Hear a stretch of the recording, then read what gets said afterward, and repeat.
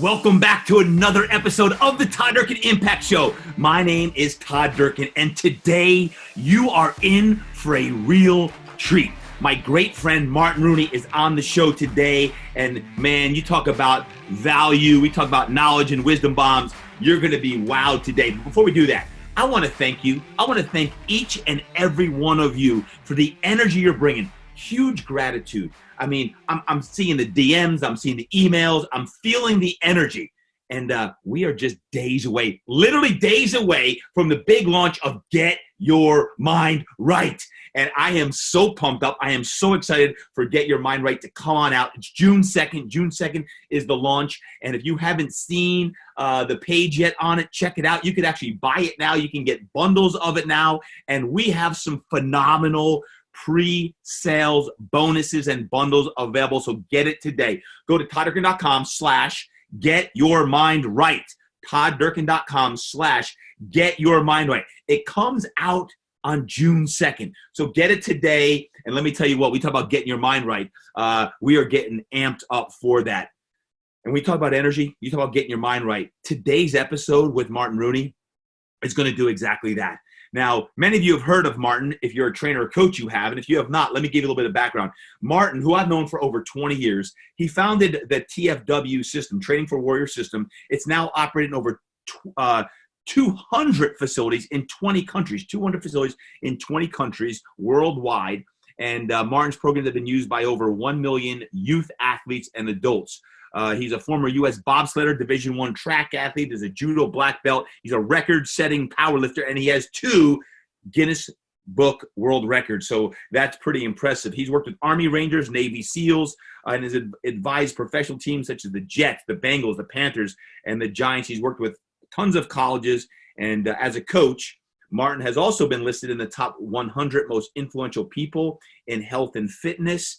He's been inducted to the Personal Trainer Hall of Fame, and he's been to over 35 countries in the last 15 years, helping prepare athletes and trainers and coaches be the best they can possibly be. Now, Martin's new book, Coach to Coach, is helping to create better coaches everywhere. It came out in March of 2020, just a couple months ago, March 2020. And let me tell you what, folks, it is an awesome book. I've read it cover to cover in less than 24 hours. Literally less than 24 hours, I read it, and it's a great book. It's called Coach to Coach, an empowering story about how to be a great leader. And all of us, regardless of your title, regardless of your role, can be a great leader.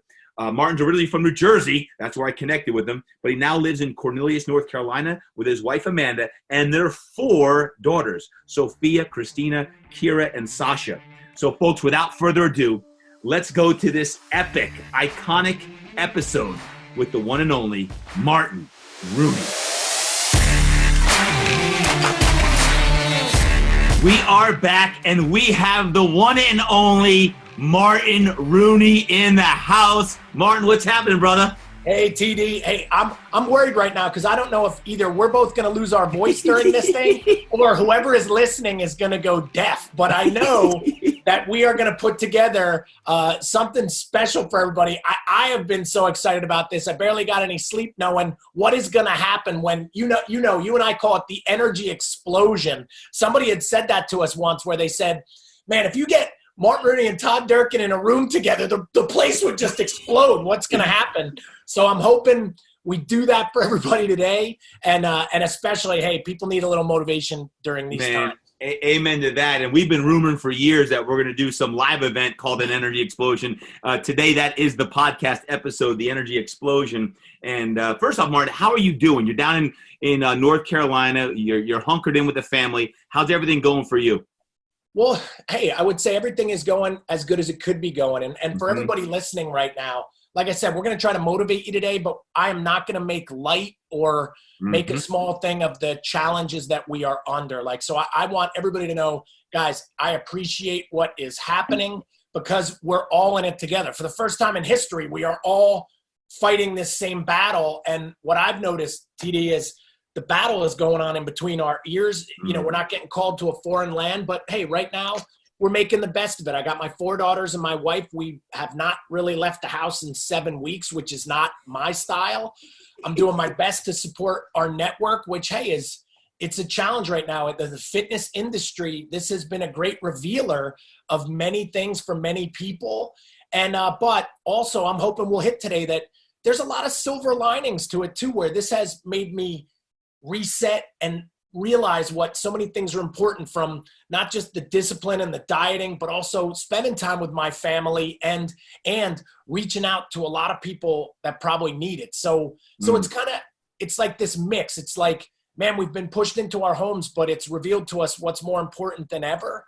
But I will be honest, I wish it didn't happen. So, like, I'd love to say, like, man, I'm going to be so happy because of what this is forcing me to become, which, yeah, might be true. But, I just wish this never happened to any of us. Well, I don't want to skip over the first thing you said. You said you've been quarantined for 7 weeks with your 4 daughters and your wife. You've got five women around the house right now. So you got to share, like, what's been one of the hardest things about being quarantined with 5 gals? Well, how I would say it is that, hey, and I get along with everybody, but what I would say is we do run things like a democracy. So when we say like, hey, what do we want for dinner? I'm never getting my pick. Hey, when I say, we've been doing a little like a family movie thing, and I'm telling you, like, it's Hallmark Channel and like romantic comedies. There's no, we're not playing Rudy, we're not playing Gladiator.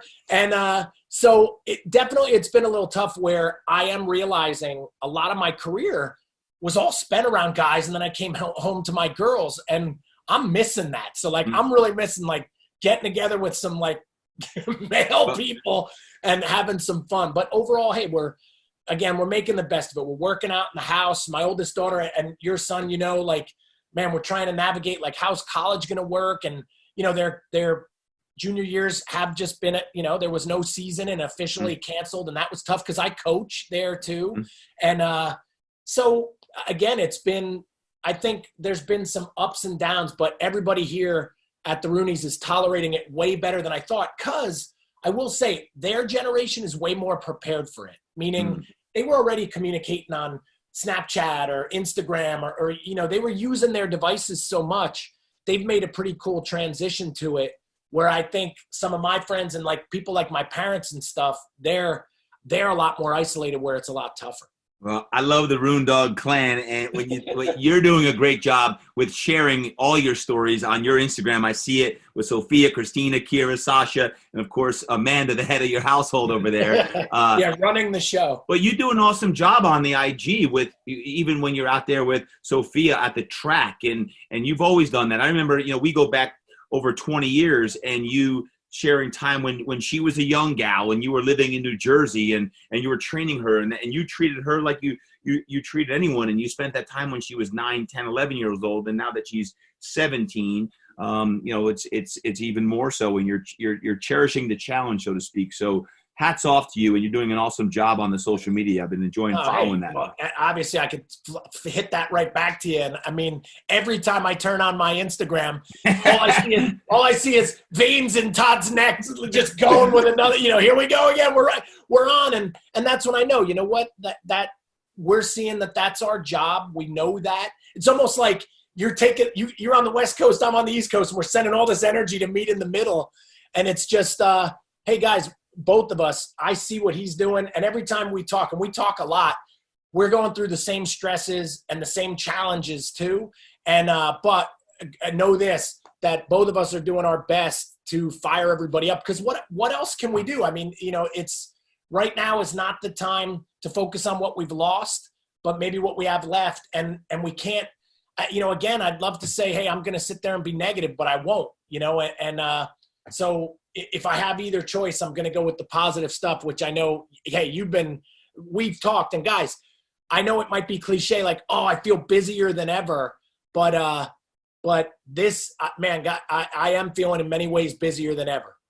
Yeah, no doubt about that. And we have talked, and folks, I want you to know, as Martin puts out amazing energy right now, that everything that you feel, we both feel as well. So when you hear a lot of positive energy, please don't think that we're immune to not feeling the same things that everyone else feels right now. Martin, what are a few of the things that you are doing right now so you can keep your energy sustainable? Because with you supporting not only obviously your family, but also a business, what are you doing personally? Whether it be your workout routine or your habits, what are a few of those things? Yeah. And hey, you hit the big word right there. And and watch this. So it's pretty interesting, Todd, that I'd love to say, hey man, I'm reading more, or I'm working out more, or I'm eating better. But you know what? This was a great revealer that I was already doing those things. Like that was already part of my habits. So one big part of this experience has revealed maybe our disciplines or lack thereof. So in that regard, I've been pretty solid. What I am doing a lot more of is I am a lot more engaged with my network. I'm having a lot more face-to-face time, which is pretty interesting because we're all over the world, but through Zoom, which everybody has exploded on, man, I've had more meetings, more sharing, and more driving everybody to stay positive and weather the storm. And, but hey, here's the best advice I can give for everybody though, still continuing to move forward as we come out of this, right? Mm-hmm.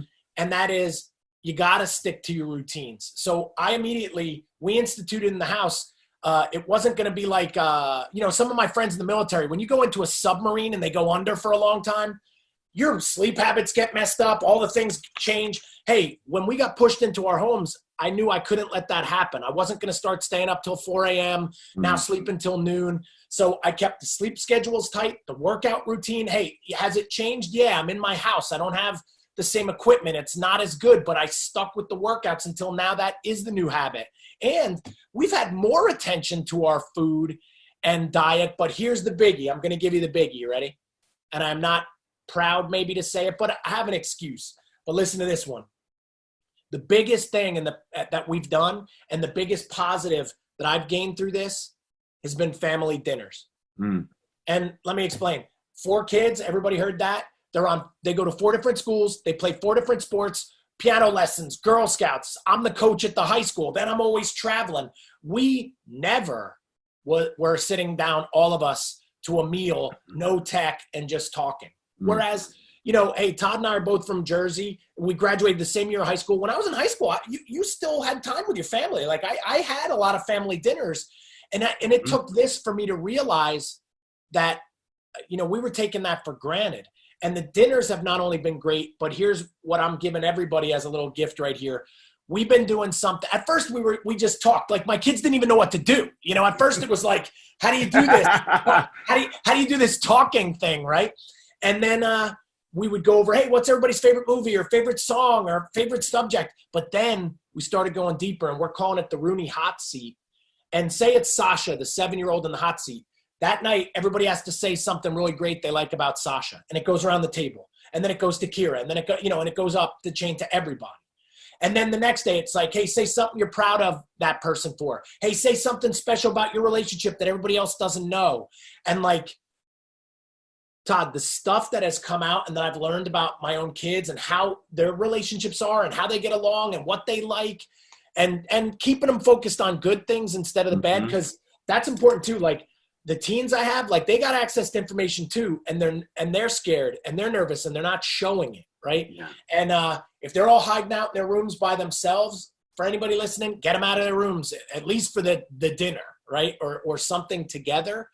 And so that ultimately, my routine is staying on schedule, but then I've definitely added in a family component that wasn't happening when we were running around with the rat race. I love that. And that's a great nugget of wisdom there, folks, that you can incorporate into your routine, because I've been preaching this for weeks now myself, is structure is the most important thing we can have in our day. Because if it's 12 noon and you're sitting around, you're still in your pajamas and you're not feeling good because you didn't work out, you're not eating right, then you've got to change the structure of your day. And we talked about output versus input and trying to stay in creative mode.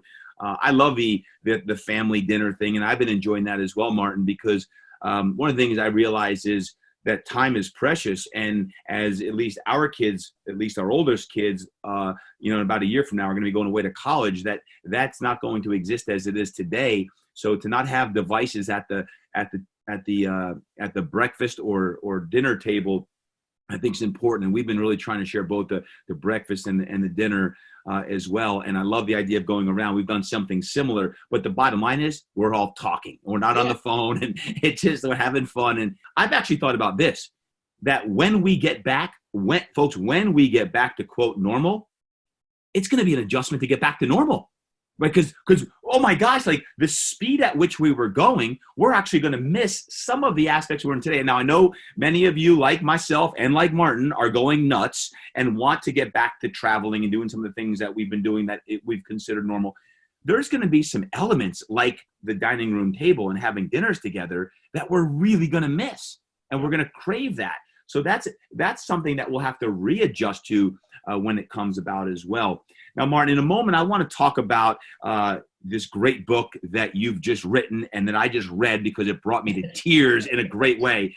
So I want to talk about that in a moment, and it's called Coach to Coach. But before we go there, you and I have been sharing the platform for many years at multiple events and doing what we do. If you can just surmise for any of the trainers and coaches, now I know not everyone listening today is a trainer or coach, but a lot of your lessons, and even in some of your previous books, are universal lessons. And it's not just for coaches, trainers, but what would be maybe 2 or 3 lessons that you could share with someone today from your 20 plus years as a coach, as a life transformer, and someone who's truly impacted thousands of people? Yeah. Well, hey, one thing I will say right off the bat, and this is pretty important because you even said it like, hey, I know everybody doesn't think they're a coach. Here's what I will say. Everybody is a coach. Like everybody right now has been pushed into their homes. And whether I have to, look, I'm taking the coach's sword and touching them on the shoulders. Guys, everybody's a coach. If you're a parent, you're a coach. If you're a teacher, you're a coach. If you're a brother, sister, you're a coach. Coworker, teammate, whatever it is, you coach in all directions. You coach everybody. And I don't think everybody understood that, but I think we're figuring it out more now. Like now, people, the parents are the homeschooler. They are the coach. They're everything. Right. And just like when you get married or just like when you have your first kid, you don't get a manual with that, right? Like so what I wanted to write was the manual. But as you and I already talked offline, and we know today I spoke for all the teachers of the Sayreville Middle School. That's the middle school I went to when I was a kid. And I had to remind them today they were all coaches. And for that lesson that you were talking about, I gave them a huge one. And this comes from my coach, the guy that I dedicated the book to. And I'll have to play this for you offline, TD. My coach, I dedicated the book to him. This was the high school coach or junior high coach that found me when it was a dark time in my life and I wasn't doing great.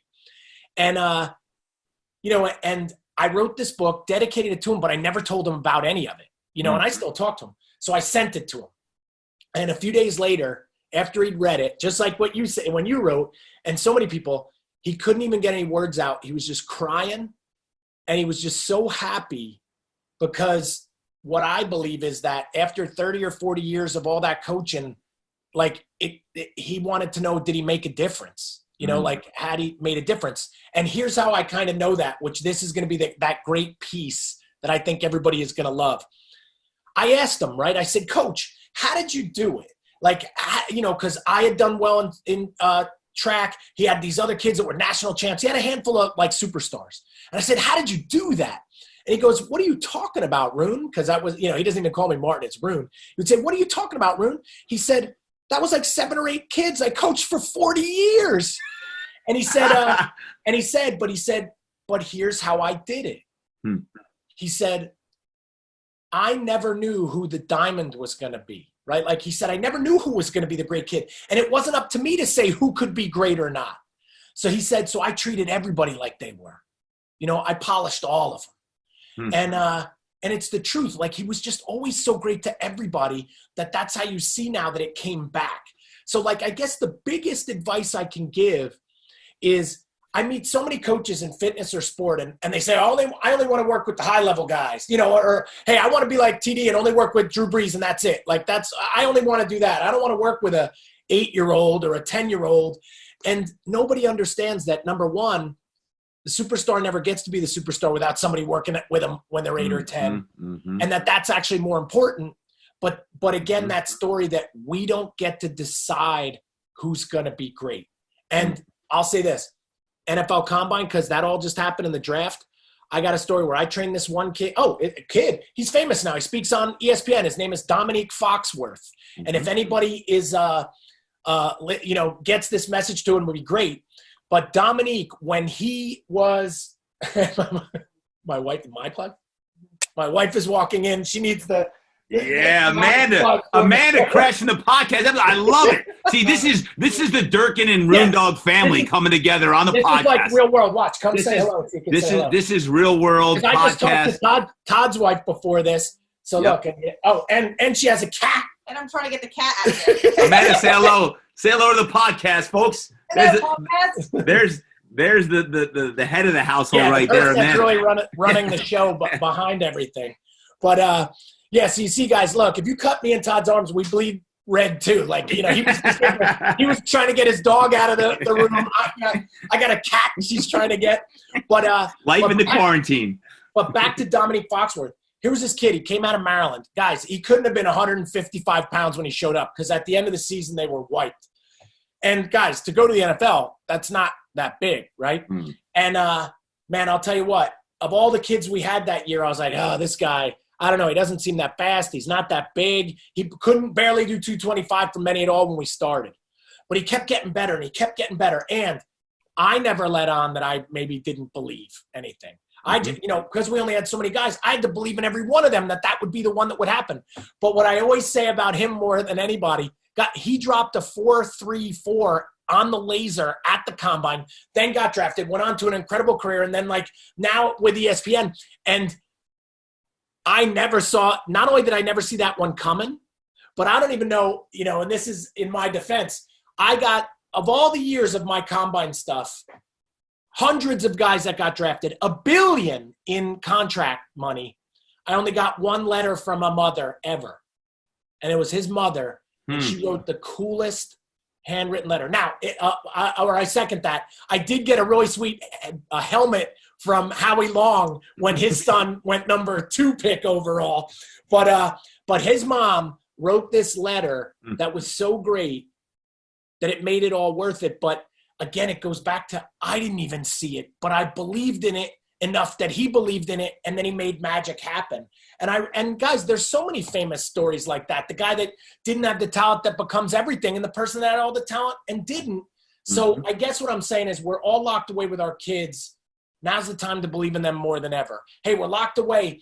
We got to believe in the scientists that they're going to figure this thing out more than ever. So that I guess the ultimate thing I'm saying is endless optimism, for everyone as a coach will never fail you. Well, and I think that the point is, you said it, you never know who the diamond is going to be, is that means sometimes your energy naturally goes to the more gifted boy or girl. Yeah. And we as coaches, the best coaches, give that attention and focus to everybody, knowing that you don't know who that diamond is going to be. So I love that. And by the way, you said Sayreville. Rumor has it that you're the second most famous person from Sayreville, New Jersey. Is that correct? I used to like to say I'm the first most famous, and it's very difficult on John Bon Jovi, who is from, is from our, that, So Bon Jovi, he graduated a few years ahead of me. And, hey, I was there. They gave away his house on MTV when we were in middle school with the same teachers I was talking to today. So it's pretty crazy. But, yeah, and he's a huge football fan, too. I'm going Martin Rooney's number 1 and John Bon Jovi, too. What I used to say in some of my talks is I would say, guys, I'm from this small town, Sayreville, New Jersey. And, there's a guy out there. It's really hard for him to be the second most famous guy from our town, right? I love it. But here's a claim to fame. Is I'm in the Sayreville Hall of Fame, but Bon Jovi isn't, because you have to show up to get your award. But maybe I shouldn't have said that, because if he finds out watching your podcast, he's going to go get it. I'm gonna tag him on this. Hey guys, I hope you're enjoying today's show. You're listening to legendary coach Martin Rooney on today's episode. If it wasn't for my incredible sponsors, I couldn't do these shows and invest so much time in making sure each one is filled with such impact. And today's show is brought to you by my friends over at carnosine beta-alanine. You've heard me talk for a long time about my belief in beta-alanine and why I recommend it to my athletes and even use it myself. It buffers lactic acid, it builds strength, it builds endurance, and it even helps build immunity. In a nutshell, carnosine beta-alanine will help you create an edge. Carnosine's banned substance-free, it's patented, and it's going to help get maximum results in your workouts. When choosing your pre-workout, I always use brands that carry the carnosine beta-alanine logo. This guarantees that you're putting the highest quality beta-alanine into your body. Carnosine beta-alanine is found in major leading pre- and post-workout products, and I've got a very special opportunity for you today if you'd like to give it a shot.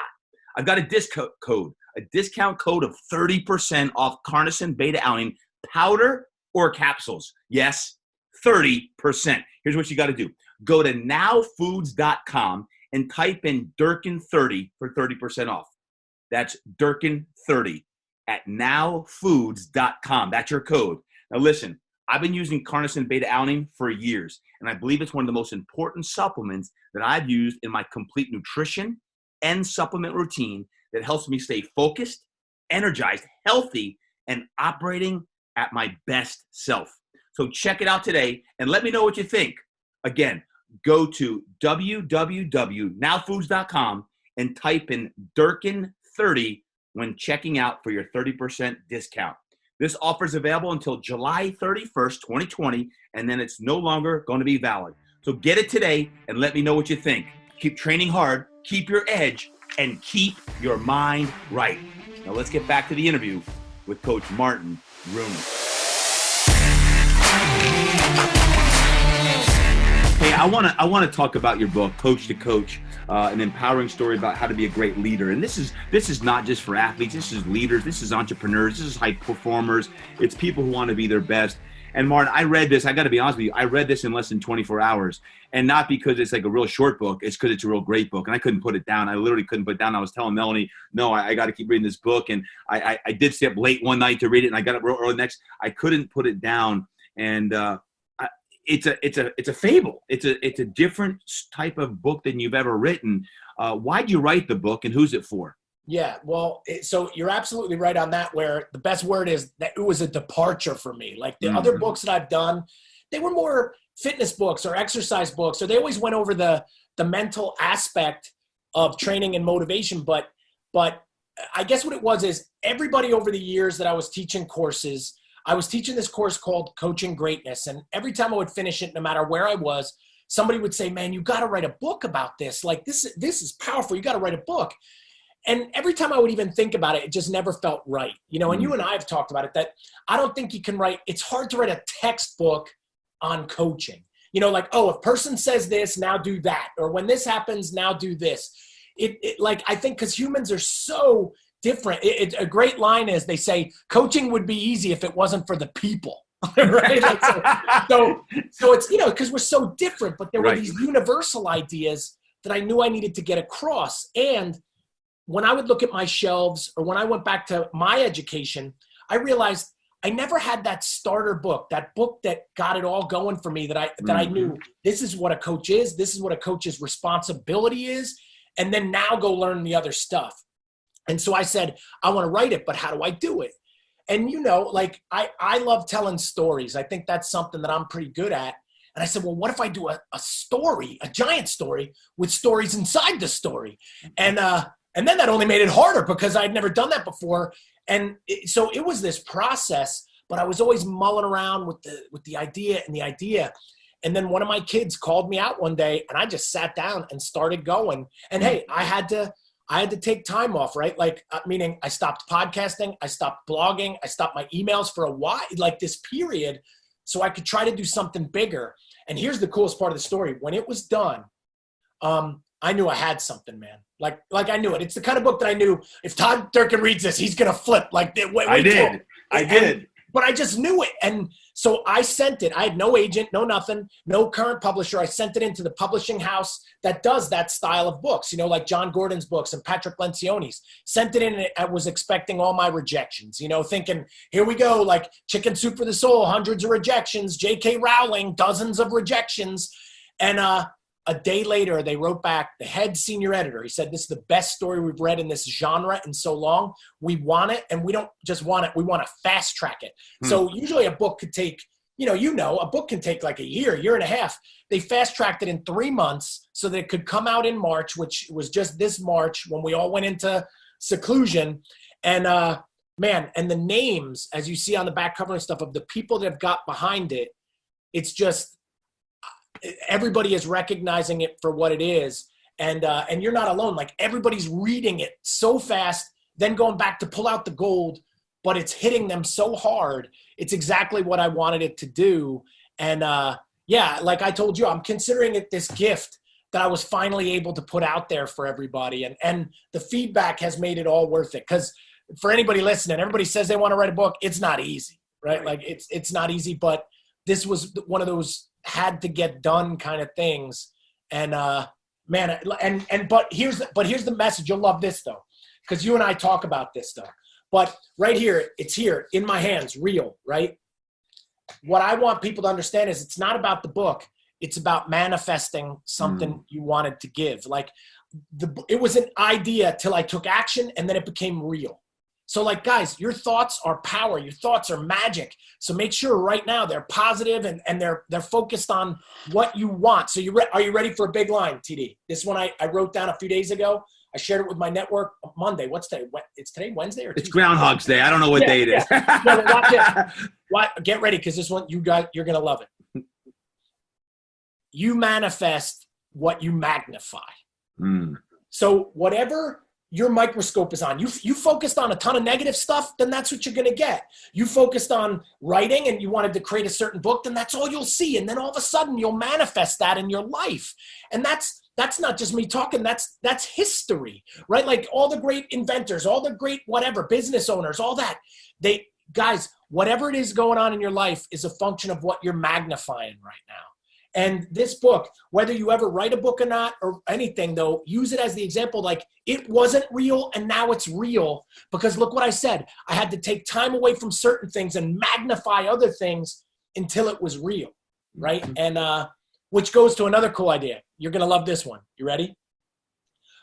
People ask me, they keep asking, how'd you do it? How'd you do it? You know how I did it? You ready for the word? Neglect. And so somebody might say, whoa, neglect, that's usually a bad word. Like, what do you mean there? What do you mean? Well, I had to neglect all the things that were wasting my time and weren't helping in any way to ever get this book done. Now, I wasn't neglecting my family or my business, but hey, I wasn't watching Netflix. I wasn't wasting my time scrolling through the internet. I wasn't in bad conversations or things that weren't helping me. So here's what's cool. You manifest what you magnify. That'll be a part of your life, but your life will show up on the things that you spend a lot of time neglecting too. Amen. Right? Amen. And I don't know. It's like I've had some time to deep think on it. You know, how did it happen? And yeah, like so when people say, you know what this is? This is all the TV shows I didn't watch. You know, like people will say, oh, did you watch this show? 10 seasons, 50 episodes each? Like, no, I wrote this. Instead, did you read this book? But using that as an example, hey, I've neglected eating bad. I've neglected sitting on the couch instead of working out. And depending on the things that you do and the things you neglect, it's a weird way of looking at where your life's going to end up. So I extracted out a few of the principles or statements. I'm going to say the statement. If you could just react to it, let me know, because in this story, Brian Knight is a coach. He's a football coach, and he's got a player, Marcus, who he disciples. I'll call it disciples. But Brian Knight has his mentor coach, and that mentor coach imparts a lot of wisdom to him and makes Brian Knight certainly a better coach. And I'm assuming that mentor coach would be your coach Scarola in the story, correct? How I envisioned it, and it's funny, a lot of people ask, who are these people? Was it real? And you and I talked about this. Everything in the book, guys, is real. It's based off things that either happened to me or the people are composites of certain people. Like Marcus, the athlete in the story, he's a composite of a handful of these athletes I trained, but there's some real deep stuff that goes on in there that it was real. Yeah. And hey, the Brian's wife in the story, I picture that after Amanda and the challenges that I was going through. When I was going in at 6 a.m. and coming home at 10 at night, and now I got 2 young kids, and she's like, hey, you got to start coming home. Like, now they know you're not here anymore. And so there were so many challenges. And yeah, so I would say the old coach is a composite of people, but I also believe he's a little bit of me too. Like, meaning, well, who was I at 25 and who am I almost at 50? That's right. What I tell that guy, that was a lot of the inspiration for the book, you know? I love it. Here we go. Rapid fire. Okay. Enthusiasm, and you have an IASM capped. Yep. What is the IASM in enthusiasm, and why is it important? Yeah, so that was given to me by a mentor a long time ago. And hey, if we were to measure what Todd and I do best, if you were to say if one word that when people describe us, it's going to be enthusiasm. And everybody should read that as, well, yeah, that's a ticket to success. But see, I wasn't always like this. When I was an orthopedic therapist, before I got into fitness and sport, I wasn't that enthusiastic. You would have never said that about me. And here's why, because of those 4 letters at the end. It's an acronym, IASM. I am sold myself. See, therapy, I wasn't sold that like it was the greatest thing in the world for me or that was going to be it. Now, if any therapists are listening, hey, if that's your passion and your purpose, go for it. But you better be on fire like we are with veins in our neck, getting people amped up and getting better. But see, that wasn't me. I was the knot in my gut, Sunday's ruined because I got to go to work on Monday guy and sit in traffic on the turnpike and the parkway where but man, when I made the switch, and I really did chase what I was so enthusiastic about because I'm so sold, I get everybody else sold too. Love it. And that is the biggest secret. You want to be enthusiastic, and for it to be authentic, it's got to be real to you. And that's why Todd and I shine through, listener, right now, because we do love the stuff we're doing. We'd never be able to pull it off this long if we didn't. You know? No, and I love that. I mean, I call it contagiasm, contagious enthusiasm, and that's positive energy. Next, you say care. There's a 4-letter word that how you show someone you care. What is that word? Well, hey, it is the word. He's giving me a quiz on my own book right now, guys. Because I want to hear it out of the author's mouth. Yeah. Well, here's how I learned that, and I think it's never more true than ever right now. True. Here's an interesting one. How I'll start it with, Todd. Because you'll know the answer to it, this is the answer too. Everybody would tell me before this happened to us, I can't eat right. I don't have the blank. Oh, I can't work out. I don't have the blank. I don't have time for my, I said it. I can't do this. I can't spend this with my family because I don't have that. And it was always, I don't have the time. I don't have the time. I don't have the time. And now, you know what's funny? Love that. If anybody's listening and they're not doing those same things right now, then it was never the time that you were missing. Maybe you didn't care enough about it. You weren't disciplined enough about it. So what I say is, how do you spell care? It's T-I-M-E. Now, like, how does a coach do it? You got to give people time, you know? And hey, you want to show your kids you care? Spend time with them. And you know what I've been doing? Here's a cool one, TD, it's kind of like a little time inventory I started a long time ago. And that was, I got 5 women in my house that I got to make sure I've given time each day. And I started to say at the end of the day, did I give that one any time? And I would start to notice maybe one of my kids, I didn't even see them. You know, I got to 4 of them, or I spent a lot of time maybe with Sophia or a lot with Amanda, but holy cow, my second daughter or my third daughter, man, I didn't do anything. And during this, guys, I'm making particular time for each one of them. So Kira, we do that, and when it's her playing her piano and I sit with her. Christina, there's been this series of movies that she wanted to watch. I watch them and we're right together and I watch them with her. Sophia, we're training together. That's what we do. Like, we get our training done and we do our stuff. Sasha's kind of with us on everything, but we're at night, she's the one I go in her room and she gets her back tickled. We read. And all of a sudden at the end of that day, when I do that inventory, I know, okay, I spent that time. Because, guys, if you add up enough days in a row, whether you're a coach, parent, whatever, you add up enough days in a row and you didn't spend any time, then don't be shocked when the good stuff doesn't happen or the relationship isn't there. You talk about something I've always loved this when it comes to coaching, and you call it the golden rule. But we say in the coaching world, any coach can make someone tired. Not every coach can make someone better. Yeah. Talk about that.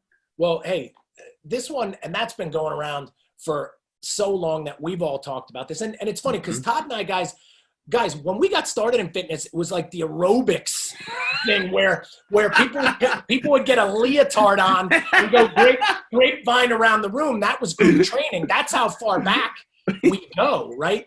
And we've watched this crazy change in fitness where fitness then became the home equipment and stuff and the Jane Fonda workouts. Then it got to the health club and people went to work out and personal training.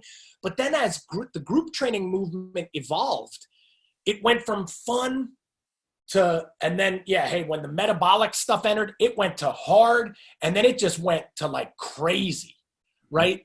And every step that got crazier, coaching got less and less. It was almost like it was, now we're not even coaching anymore. We're just having people smash their heads against the wall for an hour. And that's like, because you're hurt or you're so dead tired, that meant it was good. Mm-hmm. And hence that's where that slogan came from. And I've used it so many times that it's like, hey, I'm not there. Remember, guys, as a coach, you are not there to make somebody tired. Now, in defense of it, you got to make somebody a little bit tired to make them better. You will. In physical training, they're going to have to do the work. It's going to happen. Hey, it's not always easy to eat right, but you have to do it. But that's not the purpose. Right. The purpose is, am I doing what it takes to make them better, right? And I think this is important too. You'll love this one, TD. Guys, you can't solve a lifetime of fitness problems in like a week of workouts or a 21 day like challenge. Guys, fitness is forever. And if you take that approach, then man, you shouldn't have to destroy yourself in any single workout. It should be the workouts added up over your life that make the difference. Like right now, almost 35 plus years of working out in, I can't say one of them that contributed to who I am right now, but I know that all of them did, So all of these principles made me think, but this one perhaps was my favorite. You said the best thing you can do in front of your kids is what? This one's deep. This is deep. Yeah. And this, guys, parents, pay attention to this because, I read this like 3 times. This one is deep, and it was another one. Yeah, guys, everything in the book, as TD will tell you, I've had people send me the book. It's got 1,000 dog ears on it, and the entire book is highlighted because I didn't add fluff. Everything, I call it the hidden gold, and like every line, I'm hearing somebody else's voice, and that one was given to me, guys. And I'm going to be vulnerable here. When I wasn't always doing the best for my family or my wife, when I was traveling too much or we're arguing too much in front of them, and I wasn't comfortable with it. And a mentor who is also a PhD in psychology, he's a sports psychologist, told me, he said, the best thing you can do as a dad in front of your kids is love their mother. Mm-hmm. And it's funny because in the book, you remember Todd in the story when he comes home and now he's giving her a kiss and the kids are laughing and they're screaming and that's happened to me. And that's what showed me that I must never do this enough and that they think it's crazy, or they go nuts. And I thought that. Yeah. Yeah. Now Amanda and we'll joke a lot. Same thing. I do the same thing because the kids get, oh, mom and dad. They hate it. Yeah. They go, but watch this. They hate it, but they're always smiling. They love it. Yeah, they love it. So they look away, but they're looking at you. Oh, guys. So that one is huge.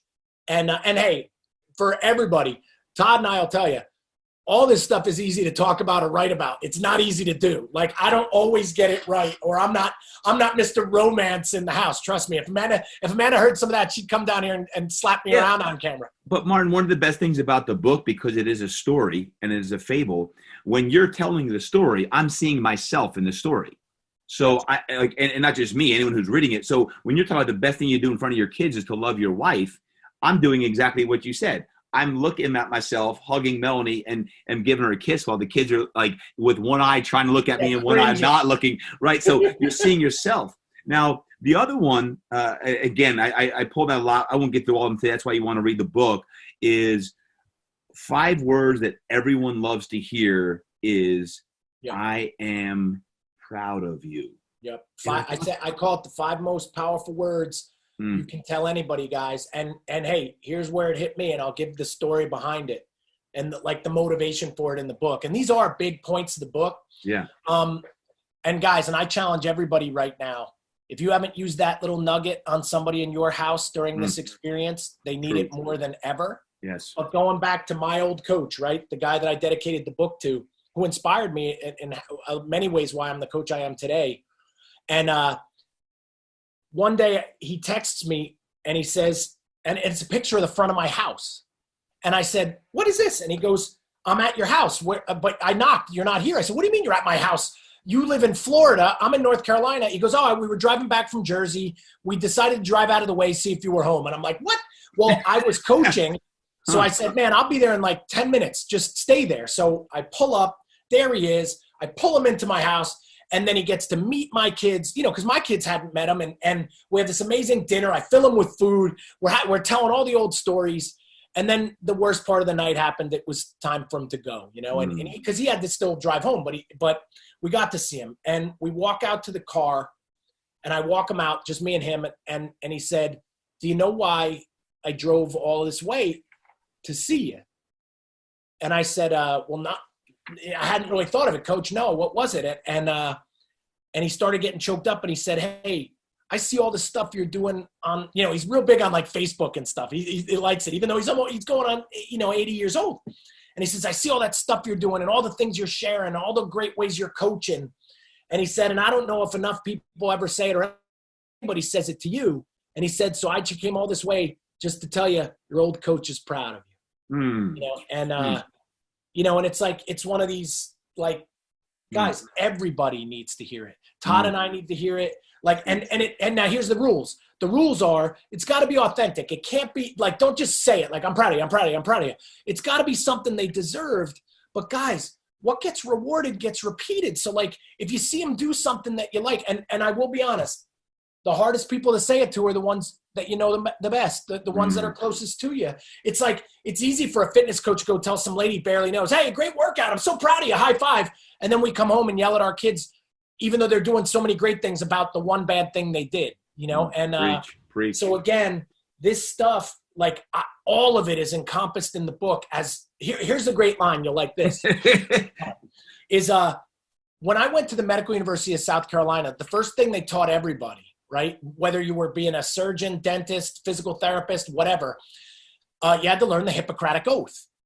And the Hippocratic Oath, everybody has bastardized it to first do no harm. It's actually much longer. There's a lot more to it. And it was written from the original doctor of Greece, Hippocrates. But essentially that's about right. It's like, hey, it goes over all the things. Don't poison anybody. Don't hurt anybody. Like, so ultimately, don't make anybody worse under your care, right? And a big thing or reason I wrote this book is there was no Hippocratic Oath for coaches. Like a guy, hey, if I'm the dad and they need a coach, I could be the coach. Hey, the school needs a coach, I could be the coach. Like immediately you can just be anointed a coach and you don't know what the job entails. And I think the biggest thing is every coach should know, like if you're working with anybody, every time you're with them, just make sure they didn't get worse, right? And that'd be a good start. And that's why I call this book kind of the Hippocratic Oath for coaches. And you'll like this. So I said, but most coaches, I watch them crush kids with workouts, smash them and punish them with the exercises that you want them to love. What's the word? So you're a hypocrite, right? So I said, I want people to be more hypocritical instead of hypocritical, right? Like, so I want hypocritical coaches, and that is what the book is for. But like you said, man, if you're a parent, teacher, coworker, brother, sister, it's for you too. And it is not just about sports. I've had more husbands and wives write me about like the stuff you say. You see how you pulled out one of those, like the big thing about like the husband and wife aspect of the story that, it's, I appreciate you writing the book and sharing it, because I think this is something that for your legacy, Martin, is just, it's an awesome read. As a matter of fact, and you don't need to read it, folks, you need to read it. Pick up the book. On page 160 of the book, Martin, you shared your complete manifesto. And if you're a coach at any level, youth, high school, college, pro, this manifesto had me in tears, because this is what a coach is, and this is what a coach does, and this is the oath that we all have. So we're showing up, and sometimes we're tired, sometimes we're jet lagged, and we got to go in front of a team or a company or whatever. Like, this is what coaches do. And like, to me, that, I don't know how long it took you to write that, but I envisioned you being in the flow state when that was written, and just, almost like God coming through you and putting pen to paper, and this whole oath, this manifesto coming out. So thank you for writing that. Well, what's funny, and you say this, the zone part, which you get it, right? Like, I try to tell people they don't understand. This whole book was like that. I would lock myself away, and it was flowing to the point I would tell Amanda at night, holy cow, I don't know where it's going to go next. Like, because I didn't have it planned out or anything. It was all flow. So I didn't know where things would go. I know I had to leave some stuff out. It couldn't get too long, but it couldn't be too short. But it was just going. And I was channeling so many of the people from my past. But you're absolutely right, because it's kind of funny. Like, now when I look at that, the manifesto, as he called it, in there, it is the ultimate summary of just about everything I learned about being a coach. Or, I envisioned it like writing it, that somebody's going to print that and it goes on their wall, and they kind of, before they ever walk out there onto the field or the court or whatever, they take that reminder again. Yeah, so it was that Hippocratic Oath. That's the oath part right there. Right. Well, Martin, I see this from one coach to another. I see this on a wooden placard in every locker room. Your oath, this manifesto, what's a coach, and to have that plastered on a coach's wall or in a locker room about what a coach is and what is reminded of. So thank you for writing that. And I'm going to end it with this. You talk about one of the most important things, and this resonates with me because I think of my coach, Coach Warren Wolf, in high school. You talk about players win games and coaches lose them. Players win games and coaches lose them, meaning that, when a players win a game, you put the highlight and spotlight on them. But if you lose a game, what did you not do to prepare them? What did you not do to help them become successful for that performance? And I find so many times that's not the case. It's not the case that a coach puts the onus on themselves when things don't go right. Yeah. No, hey, right? This one, TD, you're pulling out a lot of the big, not only the big nuggets, but also the ones that are tough, right? Like even something as simple as I am proud of you. It's tough. Yeah. Like it's hard to say it. It's almost, and in a weird way, like I said, it's hard to say it to the people closest to us. And what you're talking about there, here's two words that when I wrote this book jumped out at me that I had never really seen it the same way either, is coaching. It's a position of authority, but it's a position that has almost unmatched responsibility. And what do I mean? Like, hey, if your doctor tells you something, maybe you'll do it, maybe you won't. Your teacher did, yeah, maybe if you like them.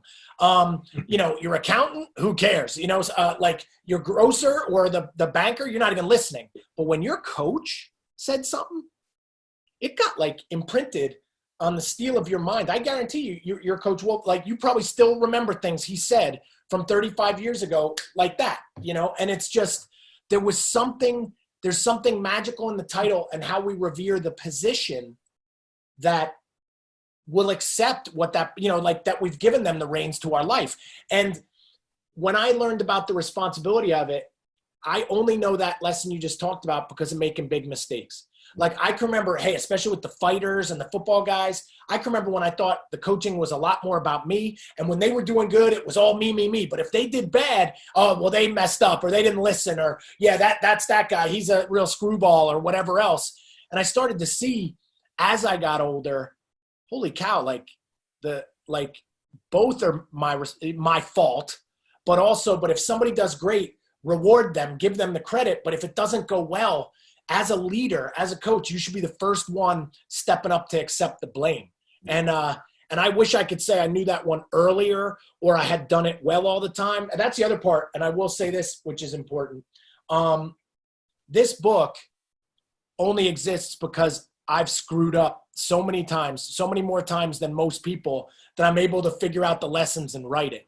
But for a person to read it, if they can get that lesson without having to go through the horror and the turmoil that I did, that's why it's such a gift, and so it's all the mistakes. And that's what someone is also purchasing when they get the book, is all the mistakes so they don't have to make them, and the wisdom way ahead of time so they can start way earlier than I did. So, but ultimately, to summarize what you were saying, hey guys, a coach has to really know how to give credit and absorb blame. And no one teaches you that in school. But if you figure it out right, man, you're going to not only be more popular, but you're going to get way better results. And I'm telling you, you're going to feel way better too. So, right. Well, most people are fortunate if they have one great coach in their life. Unfortunately, there's a lot of people who have imprinted memories of a coach who have also taught them many other lessons that hopefully if they become a coach, they don't repeat them. Yep. And it's because of great coaches out there like yourself, Martin, who can teach other coaches on how to do things right, because we all make mistakes and none of us are perfect, obviously. But the one important thing I think that is crucial that any coach, we need to remember is the power of your words, because words do matter, especially to young men and women who are training. We talked about this earlier today, but anything you say, is it uplifting? It's not always got to be that, like, you're just rah-rah, but you're actually coaching them and uplifting them and giving them hope, and you're giving them spirit. And what I would say is this: when it comes to the power of your words, and you almost end the book this way, but this is really crucial, because even for you and me, we don't know this yet. A coach's effect should last a lot longer than when a player has finished his last game or her last game. You may not see it until another 35 years. So coaches out there, whether you're a parent, you're a teacher, you're a coach, you're a physician, you're an attorney, if you influence people, how you treat people, what you say to them, although it matters at the time, you may not even see that impact for another 25 to 35 years when that boy or girl goes and becomes something special and comes back to you and drives out of the way and gets off the 95 and drives to Cornelius, North Carolina, and says, I'm going to wait at your house so you're here, just to simply say, hey, coach, I'm proud of you. And Martin, as a fellow coach, man, I'm so proud to be in the trenches with you. I'm so proud every time I get to share the stage and the platform with you. I'm proud to have you on the podcast today. And I'm just proud that there are people like you, there are coaches like you who are making such incredible impact in the planet. So thank you for what you do, brother. No, hey, well, it's all reciprocal, and I am proud of you too. And hey, for everybody listening, you just got a taste of like how it's kind of, you might say like, hey, is that how you guys interact all the time? It actually is. Like if people saw the backstage stuff, guys, if you've seen like when Todd's got to use my hotel room to take like a quick shower and we're like downloading each other, or sometimes the backstage stuff, someday we'll have to do one of these of all the funny stories. That'd be long. One that my kids still love, remember from Germany where we were all sharing these stories, and Sophia still says it. She'll go, hey, Dad, last set. So, but guys, hey, if anything, I hope everybody enjoyed that and you got something from it. That's the whole purpose of coaching. But know that Todd and I, man, we're giving everything we got. And that's the ultimate model we're hoping to be, is that now if you do the same thing and you do the same thing, man, like all of a sudden the world in some way is a little bit better placed than when we started it. And man, you said something that I'll give you this story I just heard, which you'll like. It was like this Zen story. Because here, Todd said, hey, so you might have to wait like 25 years. But here's what I'm going to tell everybody that's a coach or a parent. Your job, don't be waiting around, though, no matter what, waiting for that pat on the back. That's not what the job is. The coach isn't there. Here's a Rooneyism right here. The coach isn't there to get pats on the back. The coach is there to give them, right? And listen to this. This is a cool story. I don't know if I'll say it right, but there was this really old man, right? And he was planting in his garden. And this kid comes up and says, what are you doing? And he says, oh, I'm planting a breadfruit tree. And the kid says, a breadfruit tree? He says, hey, what, man, you're pretty old. How old are you? And he says, oh, I'm 77. And the kid goes, and you're planting a breadfruit tree? And he says, yeah. And he says, well, do you know about breadfruit trees? And the old man says, yeah. He says, do you know how long it takes before a breadfruit tree will ever give breadfruit? And he goes, yeah, 77 years. And he says, well, then why are you planting it? Like you will never, what you're planting right now, you will never get to enjoy that fruit. That you'll be long gone before it's ever there. And it's so cool. And like the ending says, I'm planting it right now because when I was born and I was a kid, there was breadfruit here for me. Somebody planted a tree I couldn't see, or they couldn't see, So that line, guys, like Todd said, your words are these trees that you will plant that you may never see, but you have to do it anyway. Like that's what a coach does. I didn't do this podcast today so everybody can write me and tell me how it was, I'm doing it that somebody's going to listen that I may never meet, that like goes on and helps their kid, and then their kid goes on and cures the next virus that happens. Right? And preach. And if we get that stuff going, that's that's why we're always sending those ripples out there. So they might as well be positive. Martin, where can someone follow you, find your book? Give us more of the information. Yeah, well, hey, the book, Coach to Coach, is on, obviously, guys, Amazon is the place now. It was in stores, but it never got launched, which that didn't happen. But hey, guys, Amazon, it'll be right to you. And I'm promising, if you liked any of this today, you're going to love the book. And hey, I'm on, social media, Facebook, Martin Rooney. On Instagram, I'm the Martin Rooney. And guys, you can check out either trainingforwarriors.com or coachinggreatness.com. And I got blogs and more information, and a podcast too called Into the Roar, where it's just a lot of motivational information like this if you're ever looking for more of that. I'll put all that information in the show notes, folks, so you can follow Martin, get the book, listen to him on his podcast, Into the Roar, as well. Martin, thank you so much for sharing your time and sharing your wisdom and writing this book and all that you're doing. And I can't wait to see you live and give you a big old hug and a high five, brother. We're going to have it. So if everybody knows, the Rooney family is conspiring to have Todd's oldest son go to school only a few miles from our house. So if that happens, we're gonna be finally getting together all the time. Man, that would be awesome. That would be awesome. Martin, thank you, brother. Luke has to see, and then we gotta check this thing out. Well, man, I can't wait to see you. No, hey, my pleasure. And man, I didn't know where it was gonna go today, but I think it actually went deeper. And guys, I hope everybody, not only really appreciated it, but stay safe. And like Todd mentioned too, be ready next for the transition back, where that's going to take some more strength too. I'll plant the seed right now to the breadfruit story. I think we have an energy explosion live. Yeah, I think we do it live, man. Happen. Yeah, if anybody would want to see an event with me and Todd, you got to write him and tell him this has to happen. Guys, a couple-day thing would be pretty epic. It really would. So we've been talking about it for a long time. Let's just like get I was it done. Talking about the book. That's next. Let's get it done. That'll certainly get people's minds right there. So, Martin, thank you, brother. Can't wait to see you. Folks, there you have it. What an episode with Martin Rooney. I got to be honest with you. I always love sharing the platform and stage with Martin Rooney. He's a guy that when I've got things going on in my life, professionally, even personally, he's one of my best friends. I reach out to him all the time, and he dropped some absolute knowledge bombs, not just in coaching, but life as well. And I hope you enjoyed a few of those nuggets. If you did, please share them. Share them with your team, your athletes, your coaches. Share them on your social media. Tag Martin, tag myself. And remember this, that if you wear the coach title in any way, whatever you do, whatever it is, and Martin was talking about everyone is a coach. If you wear that title, that is a responsibility. That's a responsibility that every day when you get vertical and you get up and you go out there and you influence people to be the best that they can be, that you actually turn that light on from the inside and you shine and radiate that light out. You shine and radiate that light. So thank you so much. Thank you so much for tuning into this entire episode, because if you're listening to this right now, that means you listened to the entire thing. So a pat on your back, and let me tell you that I'm proud of you. Thank you. Have an incredible day. Keep changing lives, keep creating impact, and go make a difference. I love you guys.